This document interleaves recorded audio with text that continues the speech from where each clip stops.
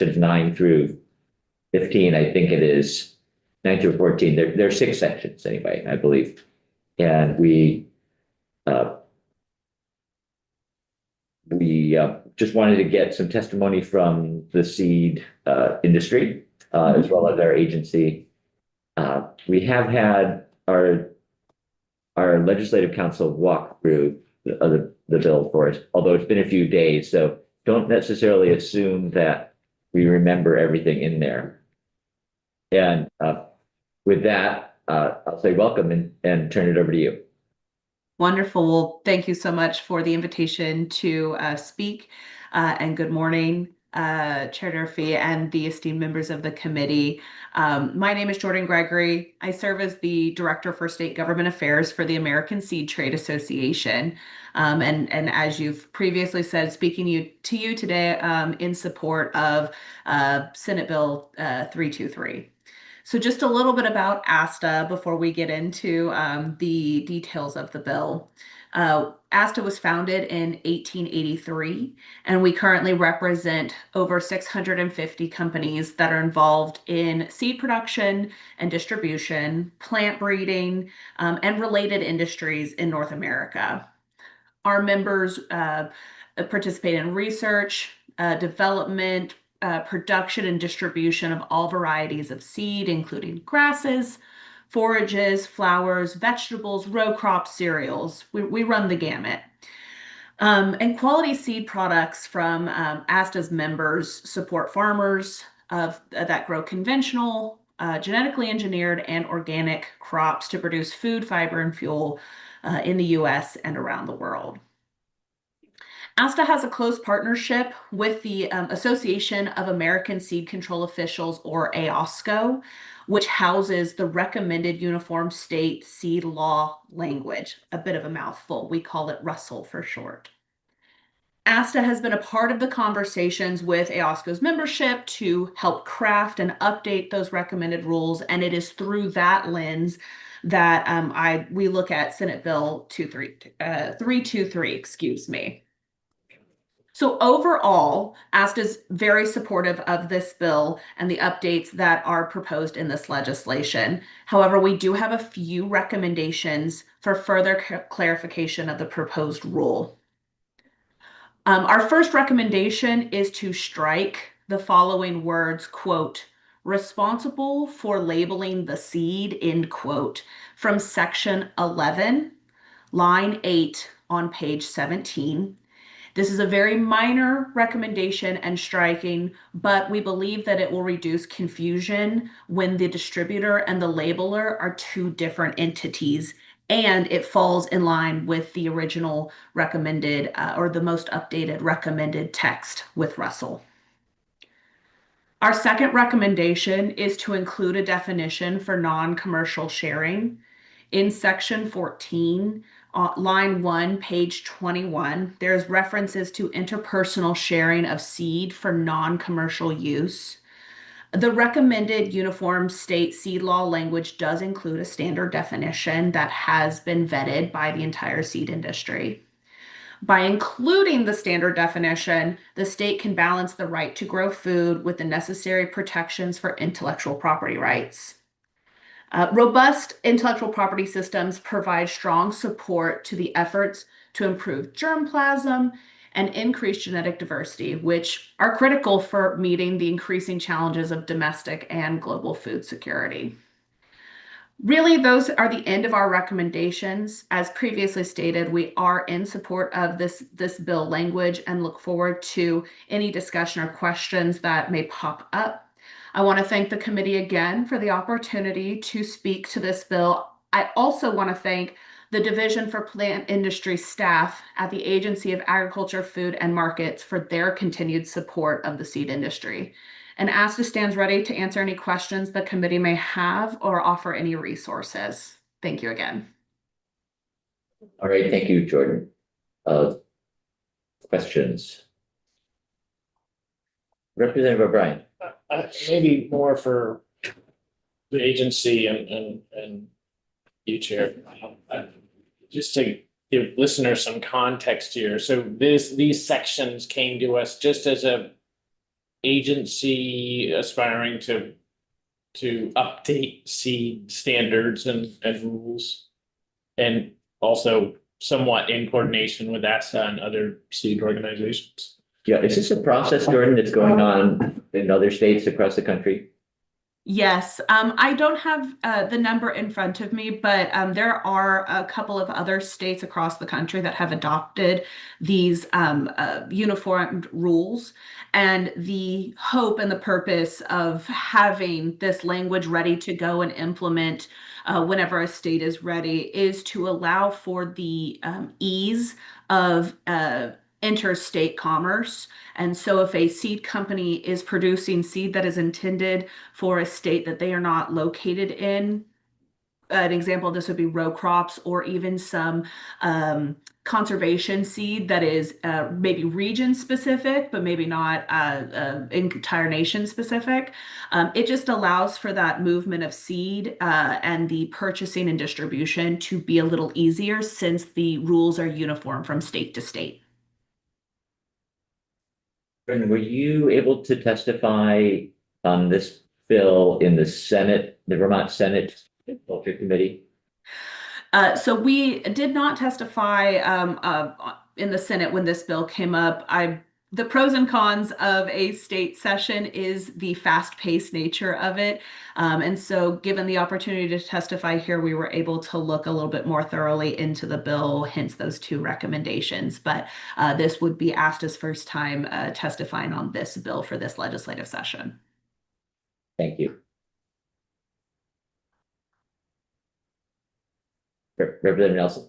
Yeah, so I wrapping my head around this now, it's a lot like what we did last year with Apica.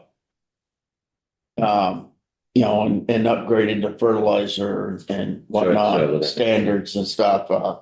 And I thank you for coming in and testifying to us. I'm a farmer by trade, so, you know, and I thought this bill looked good and was a housekeeping bill more or less. And thank you for your comments and your suggestions. I appreciate that. Thank you. Anybody else have any questions? Representative O'Brien. One not necessarily connected to this, but it sounds like we have to get you Asta back in for a hemp policy discussion because you waited on that. Yes.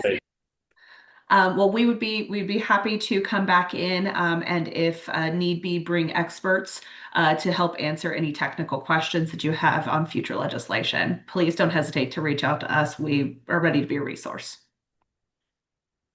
You may have already done this. I hadn't looked at our website this morning, but have you turned in your testimony with those recommended edits? We have not turned in written testimony, but we will do so today. Great. Yeah, if you could send that to Patricia, the committee assistant, that would be helpful. I sure will. Thank you. All right. Thank you then for joining us. You're welcome to stay on the call if you'd like to, because I think we'll just go right to the agency and have Stephanie come up. Wonderful. Thank you so much. Good morning. Morning.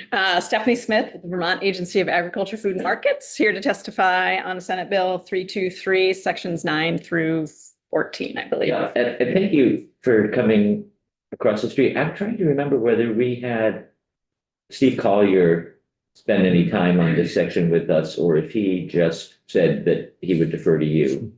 I watched some testimony from our council, and it sounded like he didn't testify on this. Okay, all right. Of the bill. Okay. My recollection is a little hazy, but at some point I know your name came up. So somebody said. Yes, indeed. Yes, I'm a deputy director within the plant industry division, and I manage the seed program along with colleagues. So I do the programmatic registration process of distributors along with others. And then Dave Huber, who's also a deputy director within plant industry, would manage the enforcement side. So that's how we work together. And I do believe that Steve Dwinell may walk through that door momentarily. Okay. And would you prefer that we wait until he's here? We don't. Right, we can move on. That's Okay. fine. I just wanted to let you all know. He's on his way over Recognizing that we hadn't intended to start sooner. at 11:30. Yeah. Yes. Okay. So generally, as pointed out by Jordan Gregory, most of the changes contained within this this bill on seeds are addressing changes to conform with Russell, the recommended uniform state seed law. That's an existing thing. It's an existing document, yes, yes, and it's been in place for a while, but we had noticed through increased regulation of seeds in the state of Vermont that we found some gaps. And therefore, we wanted to incorporate some of those definitions. We did not incorporate it wholesale. We incorporated portions as because all seed programs are different across the nation. So we incorporated those portions of definitions that would be helpful to us. But we also, there is a provision in here under the definition section that says if we are wanting of a term that we don't have currently, we would then turn to Russell for that information. So, Okay. Go ahead, Representative Nelson. The acronym Russell Recommended Uniform Seed. I think it's state seed law.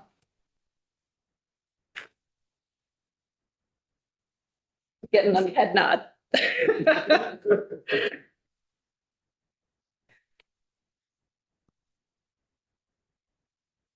So that's mostly what is happening here. The other pieces that are included are some clarifications around bulk bin sales. So you might go to a farm-like store, not to name any in particular, and be able to purchase bulk seed out of a bin. And we just want to make sure that when that happens, that the appropriate label requirements are like front and center on that bulk bin, so that the purchaser, it's largely a consumer protection program. I should have started with that. But that information is upfront and changed regularly as, let's say, the lot number changes for the bulk seed that's contained in that bin. So we just want that information to be upfront. So we clarify that. We also incorporate within the enforcement section the ability to enforce our reporting requirements. We find that we ask for reports and we want everyone to report regardless if they actually sell seeds or they don't sell seeds, because if they don't sell seeds and we just don't get a report, we don't know if they're not reporting or they didn't sell seeds. So we're incorporating an enforcement piece for that particular item, a paperwork item, essentially. But yearly, we do compile all that information and do issue an annual seed report that's available on our website. We'd like accurate information. And when you talk about selling seeds, are you also including a small retail store that has packets of? We don't regulate the retailers of seed. We regulate the distributors of the seeds, the individuals that label the packages that are for sale for end use for the consumer. And after that, it's not your concern. We don't register sites where sales occur. We don't register individual products. We register the distributor of the product and ensure that the labels are appropriately labeled, including germination rate, we would respond to a complaint that it contained noxious weed seeds, but it's primarily the label contents that we're looking for. So this is for the distributors like an LD Oliver. Yep. I don't know how many other distributors we have in the state, but this also include out-of-state companies. Yes. Right. Seedway, Syngenta, Corteva. Yeah. Everybody. Channel Bear. Yeah. Yeah. Correct. So Stephanie, does it cover the whole gamut then from, treated article seeds all the way to organic seeds? Yeah. Yep. Treated and untreated seeds. What about the other end, when they're seeds that are essentially grow into something that's harvested for more seeds, like sunflower seeds, whether it's Niger seeds for birds or, human consumption? Is there anything on that side? So we do have a feed program, and that would include seeds for animal consumption, so birds.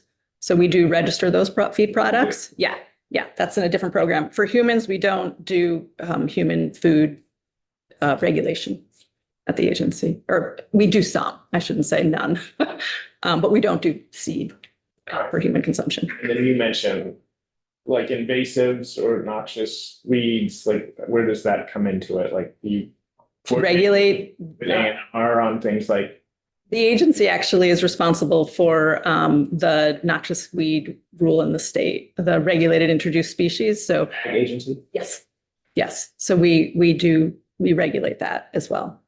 And it's partially regulated through the seed law in terms of how many seeds per thousand, so on and so forth, could be noxious weed seeds.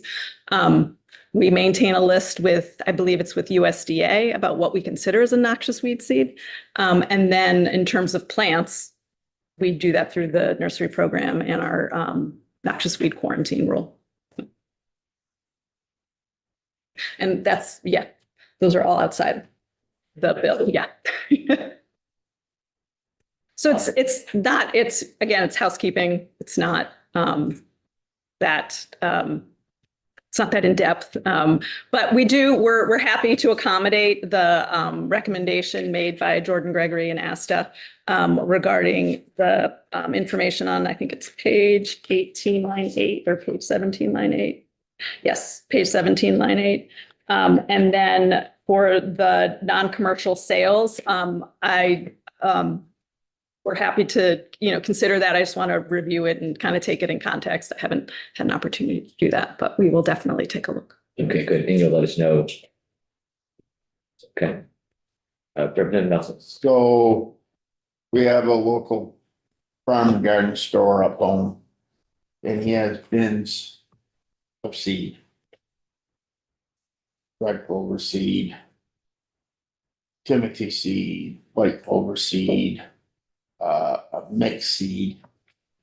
Lawn seed type deal. So for him to be legal, he should have the tax. So if he dumps a 50-pound bag into a seed bin, he should take that bag label and affix it to the front of the. Yeah, photocopy it. I mean, the best case scenario is actually to just place the bag within the bin, because then it doesn't have other foreign material that could have accumulated at the bottom of that bin. And it preserves the lot number of that particular bag and the contents of that bag. So just like drop the whole bag and maybe photocopy the label, drop the whole bag in, open it up, put the label on the front of the bin. You would have to change being, he is. Yeah, okay, I understand. So, but these amendments would clarify that. So that folks would understand the requirements to ensure the integrity of the seed that's being sold by the distributor. Do you plan on having Jessica do extensive training or something? Yes, there will be outreach, yeah. Thank you. I was going to ask you what from the point of view of Vermonters who live in the world of seeds, what are they going to be asked to do that's different from what they're doing now? In the terms of the businesses as outlined by Representative Nelson? Well, either businesses or anyone. So I don't think it changes anything within the bill changes what anybody's the general public would be doing with respect to their purchase of seed and or using that seed. The one practice of bulk sales will provide education on that. And I believe we may have provided some general education actually to the consuming public about what they could expect when they walked into a store. We do have some information about that on our website. But otherwise, I don't think there would be any major changes to business. It more aligns with what our current practices are, I would say. So that's good, actually. Yeah. Anybody have any other questions? Representative Nelson. Okay, and maybe this doesn't fall into this, and maybe it does. Food plot seeds. For deer, for building food plots. Stuff coming from Mossy Oak or Shiver Me Timber, Big Rack Grower. These all fall under these as well. Correct. Yes, we currently register those distributors of those seeds. And is it in some of those bag seeds, is that where we run into the issue with? Maybe it's not the seed itself. There was something about a herbicide that people use in food plots that came from like mossy oak. And it has a discrepancy here in Vermont, whether you can use it with or without license. I can get more, it may not have been in a seed, it may have been in a fertilizer. You know, like you can buy Scott's Turf Builder fertilizer that has a herbicide in it, like, you know, probably a dicamba to knock back broadleafs at a very low rate. Which I was surprised to see that unlicensed people could use a dicamba, but We do register pesticides. So I mean, just for your example that you provided, a fertilizer product that contains a pesticide product, we do register both the pesticide and the fertilizer product, and we ensure that the labels are the same across the board. As far as if it's a Class A pesticide, it would potentially restrict the use by an individual to be having access to that particular pesticide, even though it was contained within a fertilizer product. I understand and I approve. But I don't know the case There that, were some discrepancies and, so I just. And I think there needs to be more outreach on that. I'll get some information from it and send it your way. thank you. Representative Lipsky? Yeah, Stephanie, thank you. Sort of remedial, but we heard testimony 2 days ago and then where there was a word called noxious weeds used. So some of us don't really know what that definition is and what examples of those are. Explain. Sure. So a noxious weed would be something identified by the state that we're trying to control or prevent the spread of in our state. And that could be a seed, that could be a plant, that could be an naturally established plant that was introducst that may have been introduced by humans a very long time ago. Blue strife. Yes, loosestrife would be one, knotweed would be one, bishop's weed would be another. So it's things that would be considered a pest, either to agriculture or to silviculture or to the environment generally. Yes. It does cross over with pine-based species, forest species. It's this, yes. We use the term introduced plant pest as a way we would characterize those plants where we're assigning a human element and accountability to the spread of the species of pest. So yes, same thing. You're welcome. Are there examples of situations where what we might consider a noxious weed seed also has an agricultural purpose, since we're changing the definition to accommodate that? Yes, I mean, it was a little bit in here already. It was just more to come in conformance with Russell.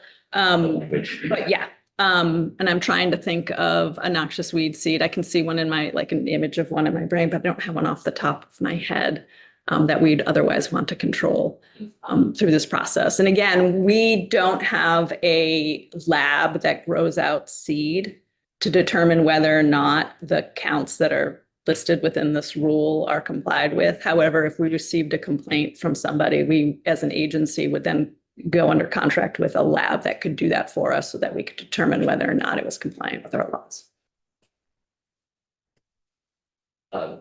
Representative Ryan? Just Richard's food plots, which I had never even heard of, but reminded me long ago in this committee, Michael Grady described a product called Buck Crack that we outlawed. But I was wondering, does this jurisdictionally, do you cover like additives to seeds also? Like, In this case, if you're feeding deer corn, it sounds like this is an additive you add to make them, it says, keep coming back. so we wouldn't regulate that under the seed rule. We would regulate that under feed. And it is against the law to, and so this is feed, not seed, but it's against the law in the state of Vermont to label a feed product as a attractant or a bait for white-tailed deer. So we don't register those products in the state of Vermont because it is against the law. And we work with Fish and Wildlife to, if we see those products on the shelf, to remove those products from the shelf. So. And Representative O'Brien, anywhere where you see those products, they're not being used in Vermont, they're being bought and taken to New Hampshire where it's legal. Air quotes. Sarcasm is being rampant on that statement. Well, they're not on the shelves even in Vermont, are they? Like at Tractor Supply, do you have to go to New Hampshire Tractor Supply to buy them to use in New Hampshire? Oh, They're available here? yes. You just can't use them in Vermont. Well, you can't actually sell them in Vermont because they have to be registered, and we prevent the registration of the feed product. So if you're aware of them, by all means, It's submit an not anonymous seed. complaint. It will be, there are articles sold. Tractor Supply, and sporting goods stores. That can't be used in the state of Vermont and they are sold. Doe urine. In Vermont, you can only use synthetic doe urine as an attractant. I don't know anything about it. Yeah, I've been in and deer cocaine, which is basically just a salt product, you know, and deer mineral, you know, and you can't use those because those are bait or lure. You can grow a food plot, but you can't use, just like you can't go out and place a bag of apples. This might be a good opportunity for the agency to remind the public of how to file submit a complaint or a concern if they think there's something. Yeah, so the agency's website on the landing page for the entire Agency of Agriculture, there is an opportunity to submit a complaint. It's located on the upper right-hand side of the web page. And then once you go into that, it takes you through the steps to submit it. And we respond to complaints. And do you report on those, on the number of complaints? Is there any of the many reports that we ask you to give us annually as an agency? I think there is. I'm going to defer to. Yes, for the record, Steve Waddell, Director of the Plant Industry. So the various complaints for the different programs would be reported in whatever the report is. So for example, pesticide enforcement in particular, I don't believe we have a report for that to the committee. We could. We do report to EPA. So we have an annual reporting process with the Environmental Protection. We report all the enforcement cases and their outcomes. And we certainly could.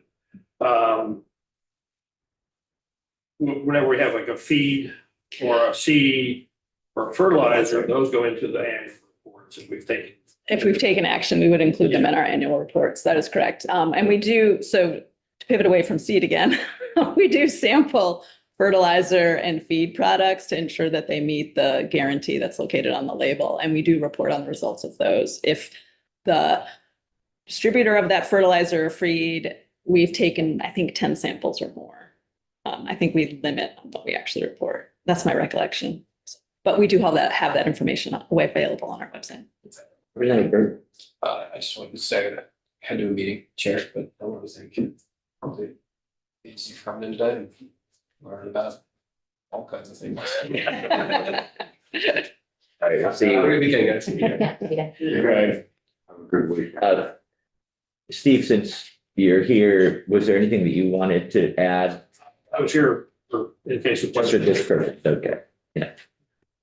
Uh, yeah, anything else that committee members wanted to ask about? I will just say that we reached out to, well, we may have reached out to several other people on this section, but specifically to Pine Mowing Seed, since they're a local seed. Not sure what we call the manufacturer. Distributor, thank you. They did take a look at the language, did decline to testify, said that they're comfortable with what's here, just so that the committee's aware of that. Representative Lipstein. You know, I don't want to keep this committee from its dinner pail. But because we're talking about seed, there's a lot of transformation in Vermont agriculture. I have some ag land that has been used for haylage, not harvested by me, but they made it available at farmers in general as they go out, the cost of that.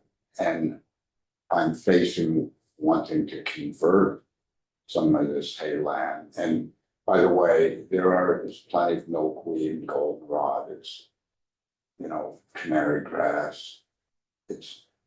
I've seen recently a video about an hour ago, perfect, you know, hayland that,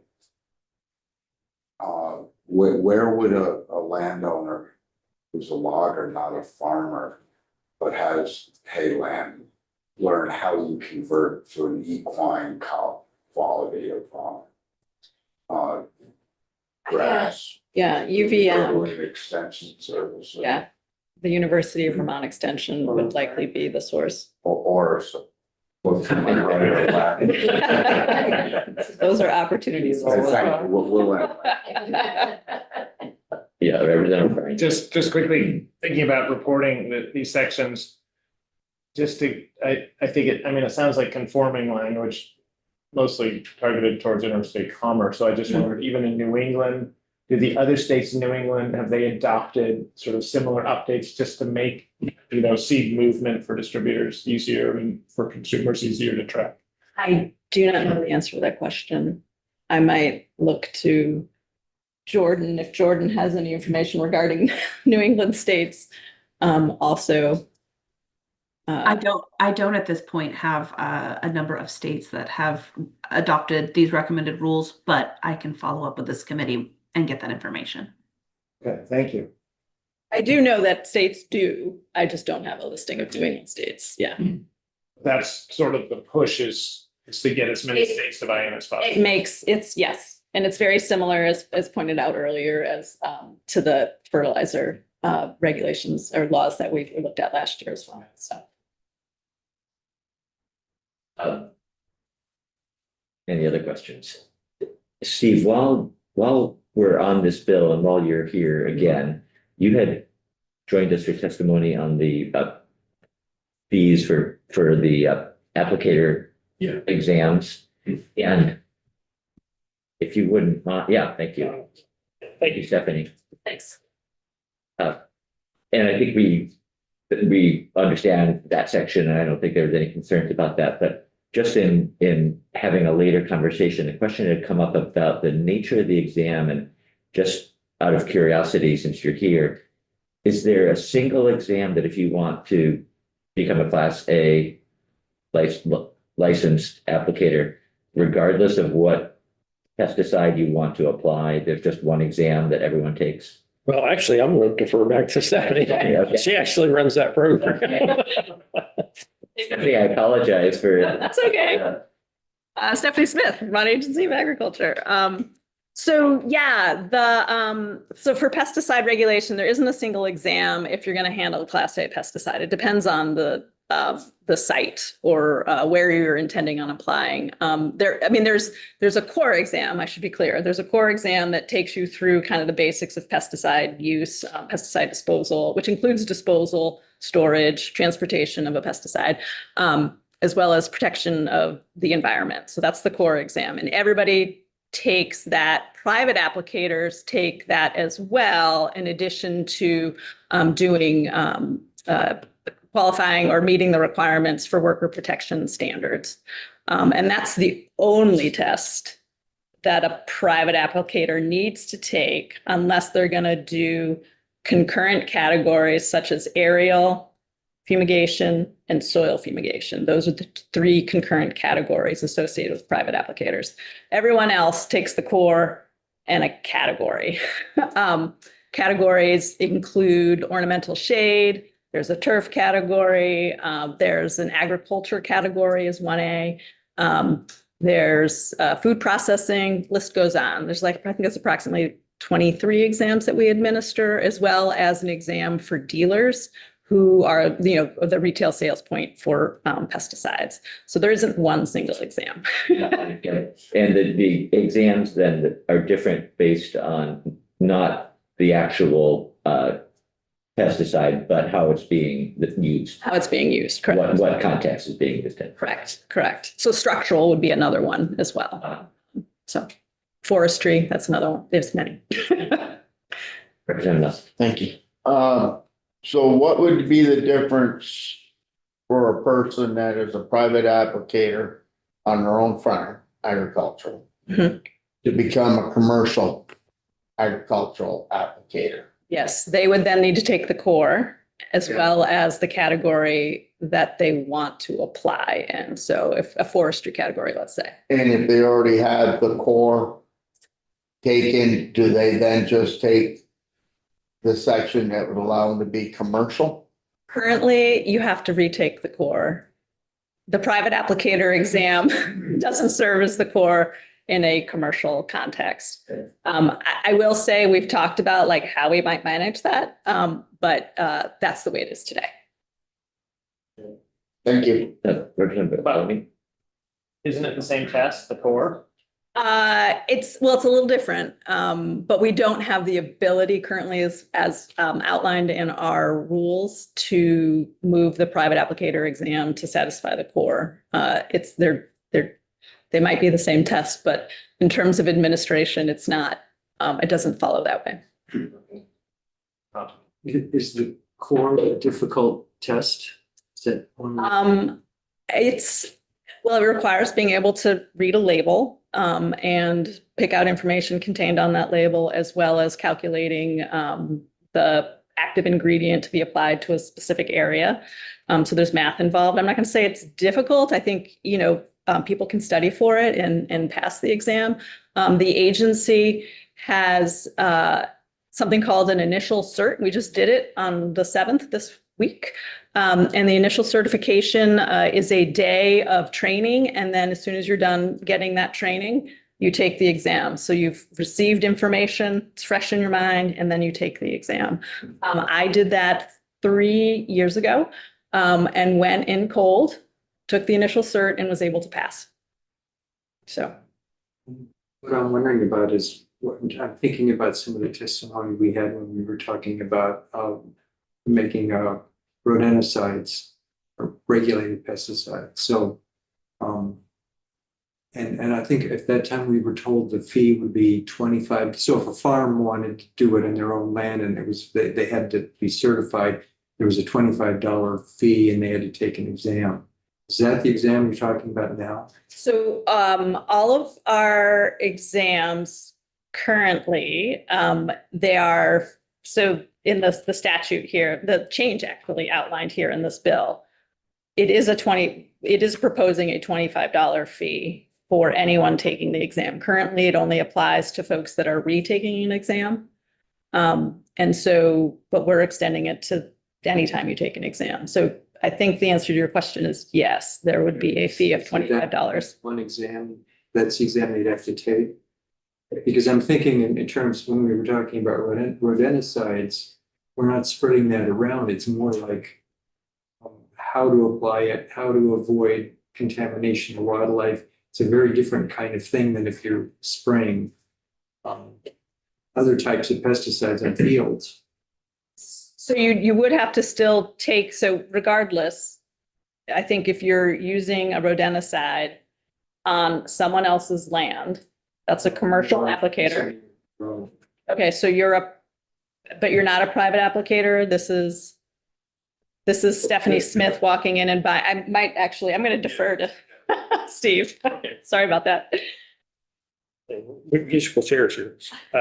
Steve Dwinell, Director, Division of Plant Industry, Agency, Agriculture, Food Markets. Yeah, so the core exam, which is the private applicator exam. So if you're just doing work on your own property, you could take that exam and it would be $25. Then you could purchase and use any pesticides that are, either state or federally restricted use pesticide on your own property. So if you made rodenticides restricted use, that would be the license or the exam you'd have to take, in the category you'd have to get. It's actually an interesting idea, though. We, potentially could come up with a separate type of exam just for rodenticide use. Right now, that's covered under what's called the structural.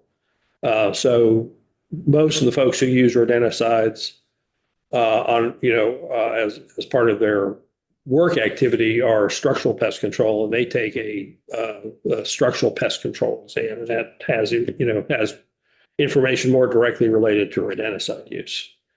So They still have to take that initial. yeah, they always have to take the core. The core is safety, the general things that Stephanie was talking about, environmental protection, how to read the label. It's really all about reading and understanding and being able to follow the label is what the core exam is all about. So I guess where I'm going is if we actually went down the path of making rodenticides a restricted use, how can we make it less onerous for someone who just wants to control rats in their barn? They would always have to pass the core exam. Unless we made some real fundamental changes to the certification and training plan. And the other aspect of that is that the certification and training plan, we have to submit that to EPA. EPA has to approve it because that's part of the that's not delegation. It's part of the agreement that states have with EPA about how to regulate pesticides, is that we'll have a certification and training plan that EPA has approved. They looked over and accepted. So in fact, we just did that about 2 years ago.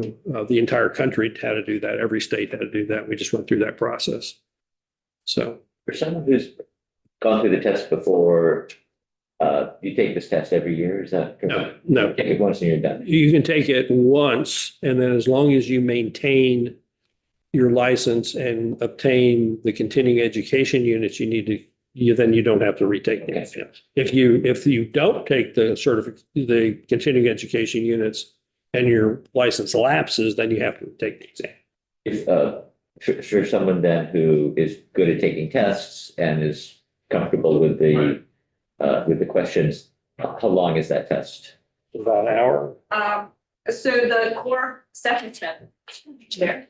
Okay. Okay, all right. Pretty much sure. So the Thank you for core, your You've done that before. the core is 100 questions. And at least 10 of those are specific to the label. And then the other 90 are other questions addressing safety and so forth. And you have to get a 75 on that test. And then all the categories are 50 questions each. And we provide, actually in Montpelier on Wednesdays, we provide 3 hours for folks to take their exams. We do time limit it to 3 hours, and they can take more than one if they're here to both take a core and say a category. But yeah, so it could take any amount of time for any individual to feel comfortable before they submit. But we offer 3 hour time blocks. Correct. Right, and the pass rate is about 70%, I guess. Actually, yeah, I have numbers. Between 30 some odd percent failure rate. Yeah, I think it's. So it's not as easy as a driver's license exam, No. but it's not as hard as the bar exam. So those two. Yes, so we have a 35% failure rate. Right. And that's consistent over the last 2 years. Yeah. And then retake rate is 26%. Yeah. We currently have approximately just over 1,600 certified applicators in the state. and 204 pesticides. Yeah, and one thing I'd like to point out, one of the changes in the bill allows people to retake the exam the next day. Right now, the way it's set up, you have to wait a week and then a month and then a year. Yes. To However, retake it, which is Yeah. difficult. it's difficult. However, we don't offer exams every day, Well, in-person online, exams. online. But you could take it online Right. approximately Right. every day, assuming that the agency we have a bit of an administrative process on our end. So we typically say, up to 5, you have to wait up to 5 business days. But it allows people to take, I just had a conversation this morning with a person who runs a pest control company, and they've had to fire people because they couldn't take the exam again quickly enough. And this remediates that. Yeah, And so it allows people to, if they, some people have a hard time taking tests. And so if they take the test and fail it, rather than imposing some arbitrary time frame, they can study again and take it again while it's fresh in their mind and, get employed. So it's been a great I change. just wondered if those statistics, do you break them out between, say people pass the core but fail their category? Does that count as a failure or a success? All failures are incorporated into that failure We have rate. to It's not, stratify it. we don't break it out by category. Yeah.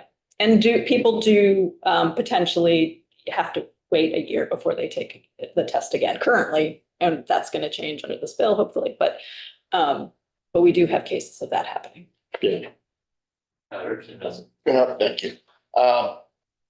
Continuing ed credits. Since I've taken this side hustle here, the company that I would get my continuing ed credits won't do it on a Monday. So I'm here in session. Where is a place where people in my, applicators, is there a place or a website they can go to see where these courses are offered or online?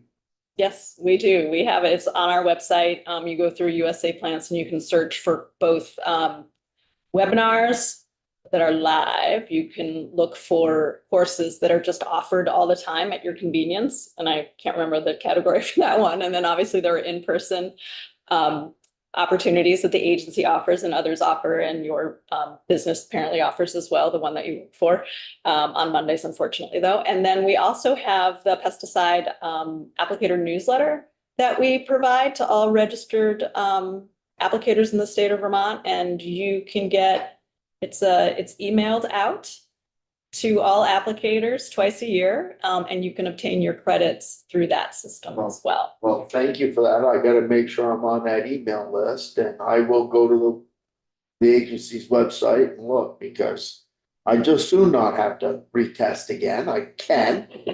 I found the training that day just to go and not take the test, but to sit through the training. I was able to do that a year ago. And we covered rodenticides a year ago. I found that training to be very, very valuable. And I think it was 3 credits there. So it is good stuff. Thank you, Stephanie. This may be for you. And obviously I like to learn when I'm in here as opposed to preach, but you talked about forest applications. So how these are done, and do they target different, like spruce budworm, or how do you, and you do it by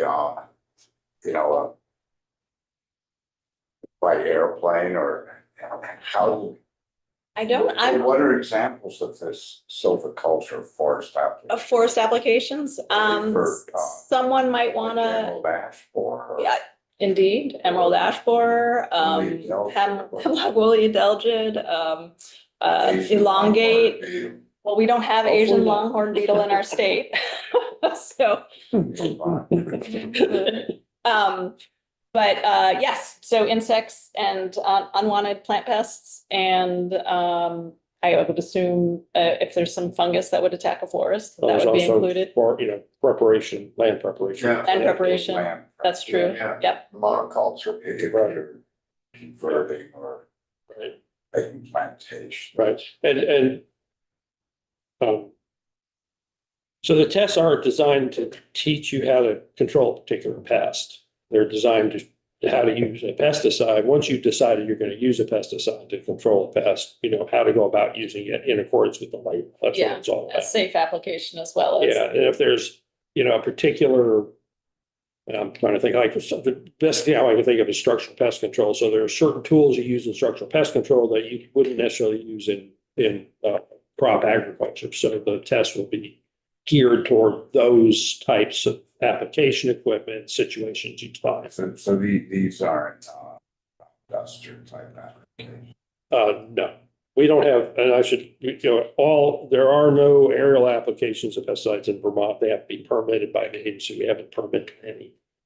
So, Yeah, permitted any drone application. well, we have drone, I should clarify, right? We have permitted, I think last year we had a number of drone applications that were permitted. We have at least 3 companies that are looking for permits, but Andy, I just always, people, you know, bring up the example of aerial application of pesticides, but in Vermont, they're all permitted and we have control on them. So, Thank you. One other, reciprocal licenses.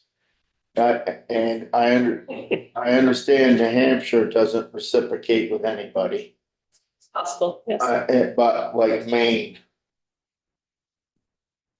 We have, I've seen New York come in, so we will accept a license from an applicator that lives in New York and is certified in New York, and we have applicable or parallel categories, like that's another aspect that we have to consider.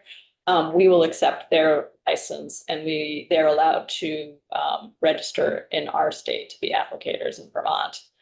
They have to, like all applicators, renew annually.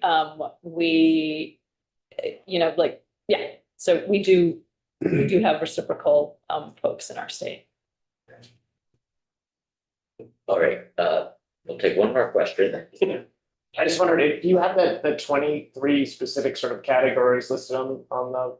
Yeah, they're all listed on our website, indeed, and we don't offer all of them online at this time. We launched in December of last year our online exams, and we are going through our exams potentially to update them or to create the bank of questions that would be pulled from for someone who is taking an online exam. So we don't have all of them, but we have many of them. But the list of all the exams that we offer, which would then result in in-person exams if we didn't have it online, is available on our website, as well as the menu associated with those categories. Right, here's the reason I asked. So yesterday we were hearing testimony on PFAS pesticides in agriculture. And what came up, I'd never even heard of this, but in probably it's not so much in Vermont, but fungicide is sprayed post-harvest on peaches, for example, to prevent mold. So would that be something, you know, if Vermont in 20 years, we can grow a lot of peaches here. And there's, you know, a pesticide is being applied post-harvest to food. Would that have to be a category that you would add? Well, we would have it as an agricultural category already, and whether or not that pesticide product would have to be registered in our state. And then whoever was applying it would have to apply it in accordance with the label. Because you were mentioning like the time frame is post the fruit forming. Right. But then the harvest, there's probably a harvest delay before you can actually harvest that product. But I don't know the pesticide, but you have to apply it in accordance with the label. Yeah. Ag would catch up all of that. Yeah. So again, it would be a labeled product. It would have to go through the EPA registration process. It would have a tolerance for use on food crops. That, you know, all that would already be built in to the fact that it was registered by the federal EPA. And then when it came to us, we would ensure whatever label was presented to register in Vermont conforms to what EPA required. If you want something like paraquat, whether it's used, you know, pre-emergent or as a desiccant, both those are covered, right? On the label. No, Right. And that's approved by EPA. That's, Right. yeah, and we just make sure that they match when we register the product in our state. I think that we have or will invite you to testify next week or sometime soon. Right, yeah, on the PFAS. PFAS. Yeah, Pam and I will be coming in on Wednesday. Okay, all right, not your area, Stephanie, but Steve. All right, well, thank you. Thank you for staying and shifting gears a little bit here, appreciate that. Well, thank you. I always appreciate the opportunity to come in. All right, You know, well, we will break, in fact, we're not breaking, we're done, we'll break for the weekend. How's that? All right.